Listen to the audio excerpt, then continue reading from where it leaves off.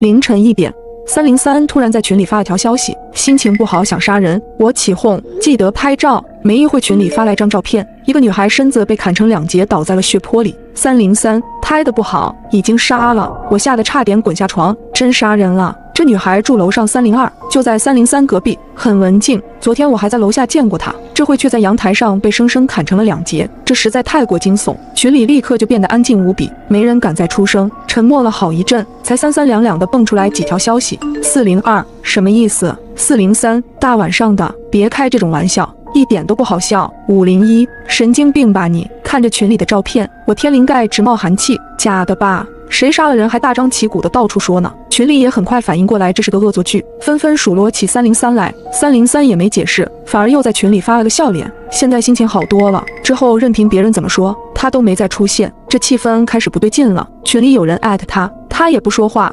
403你们谁去302看一眼，打个电话问问也行。301撕他了没回。402别装死，再不出来我报警了。501立即问303你是不是又犯病了？信不信我抽你？众人指责的多了。303总算出现了，他发了个委屈的表情说，我错了。我以为他是意识到不该在大晚上的开这种耸人的玩笑，没成想他接着又在群里说了一句，下次还敢？嘻嘻，我惊愕，还敢什么？还敢开这种荒唐的恶作剧，或是还敢杀人？我越看越觉得毛骨悚然，下意识摸出手机就要打报警电话。群里又有人发了消息出来，是刚才被杀的302，刚在看资料，我没事。303闹着玩呢。说着302还拍了张看平板做笔记的照片。402有些不悦，303这害人精一个，拿这种事情开玩笑，害得我都报警了。302微笑，取消吧，我刚没看到群里的消息，别惊动了警察叔叔。402生气，不知道303在干嘛，真讨厌。403谁说不是呢？讨人嫌。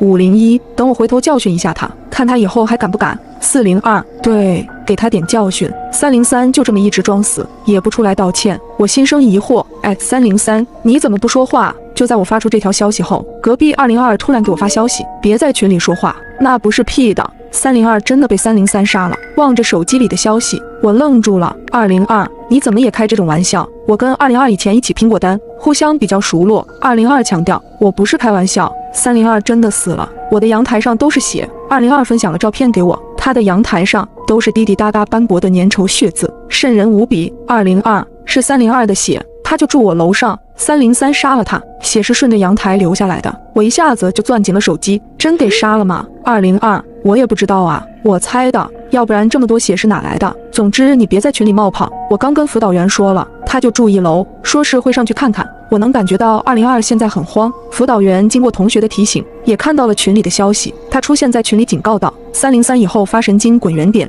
有病就去看病，别在群里影响别的同学。303也很听话的回复，好的老师。我看着群里的对话，再切回202，我问辅导员去看了吗？202不清楚，他还没回我消息，是不是没看手机？他不是在群里说话了吗？202是吗？那我打电话问问。他刚说完，一阵电话铃声就在走廊外面响起，楼道里的声控灯都亮了起来。我心头发紧，电话铃声越来越近，从走廊那头缓缓地飘了过来，最终停在我的门口。铃声响得整个楼道都能听到，声音从门缝里硬生生地透进来。群里有人发消息，301好像辅导员上2楼了，我听到他电话在响了。403我也听到了，这么晚了，他还没睡呀？402估计被吵醒了，大半夜的搞这出，真不知道303怎么想的。501要我说就别跟他客气，你们也是把他当回事，还杀人，他有那胆子吗？我想在群里说2句，可想到202说303可能杀了人，又默默地闭上了嘴，转头给202发消息，辅导员上来了，你听到了吗？202没回复。你在做什么？你听到外面的电话铃声了吗？202仍旧没回应。我又发了几条消息过去，是你打的电话吗？怎么一直在响？接通了吗？看到我给你发的消息了吗？回我一下。202那边沉寂了良久，我注意他那边显示正在输入中，可等了一阵，他只发了1个字过来，别什么？我正要追问，突然看到他撤回了这条消息。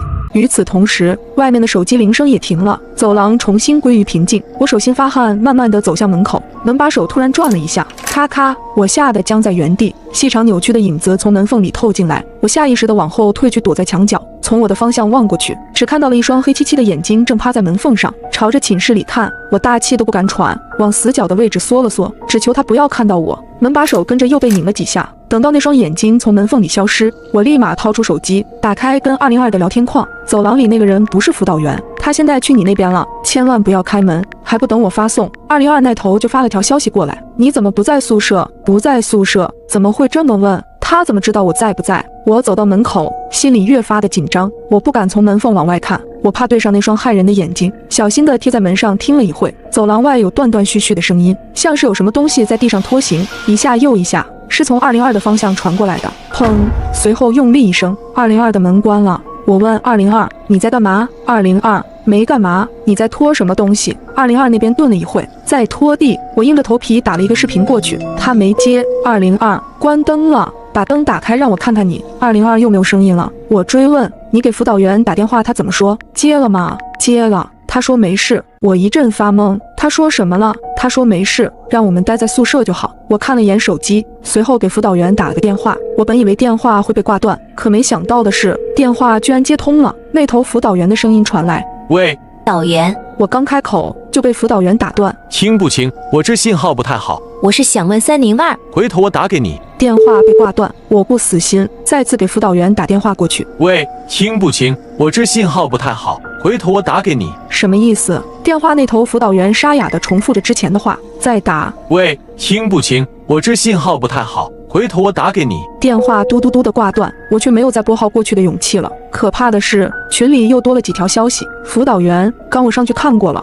，302没事，是303在恶作剧。我已经批评过303了，303真的没有杀302哦，大家不要恐慌，就在宿舍待着就行。末尾他还艾特了一下303，303也顺从的说道：不好意思，刚是我乱讲的，我没有杀302，真的没有。说完，303也艾特了302，302解释：303真的没有杀我。群里的消息一条条的透着惊悚和怪异，下面有零零散散的几条回复，都在说303的不是，怪他不应该大晚上的开这种恶作剧的玩笑。辅导员安抚大家一阵后，在群里问：其他人呢？都在宿舍吗？202第一个回复：在。402被吵醒了睡不着。501刚躺下。辅导员又在群里艾特了其他几个人：403、301、203，你们几个呢？在宿舍吗？403冒泡，在呢，刚在刷剧。辅导员又问：301呢？301没说话。辅导员又艾特了几遍：301，301还是没动静。过了一会，辅导员又艾特我：203，在宿舍吗？望着手机屏幕，整个群里很安静，没有一个人说话，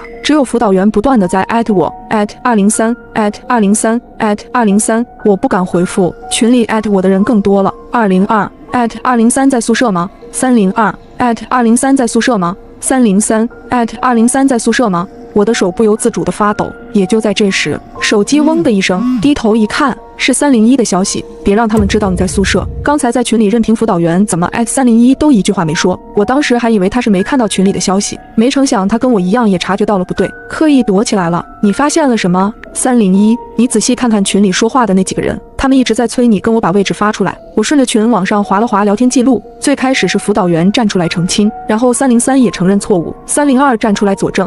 他们都在澄清303没有杀302这件事。我知道这对话怪异在哪里了，既然是澄清强调，语气应该是严肃的，又怎么会用真的没有这种撒娇一样的语气？而且辅导员302、303都用同样的语气，像是商量好的一样。这时候301也再次给发来了消息，他们是同一个人。你发现不对了是吗？一开始说要杀人的303，被杀的302，他们都有问题。还有辅导员，他说上去检查了，可我刚才一直在门口站着，根本没听到有人上楼。他没上去吗？301没有，我就在楼梯口，有人上来我不可能听不到，就连3楼走廊的灯都没亮过。那202呢？202怎么也附和他们？他刚才还跟你一样提醒我，要我不要在群里说话。301那边沉默了一阵，你觉得202还是202吗？他一句话让我汗毛一下子就立了起来。你什么意思啊？你说202也？301又说202也找过我，他跟你说什么？301那头再次沉默。我追问他到底跟你说什么了？301显示正在输入中。过了良久，他缓缓问道：你还是203吗？我深吸口气，我是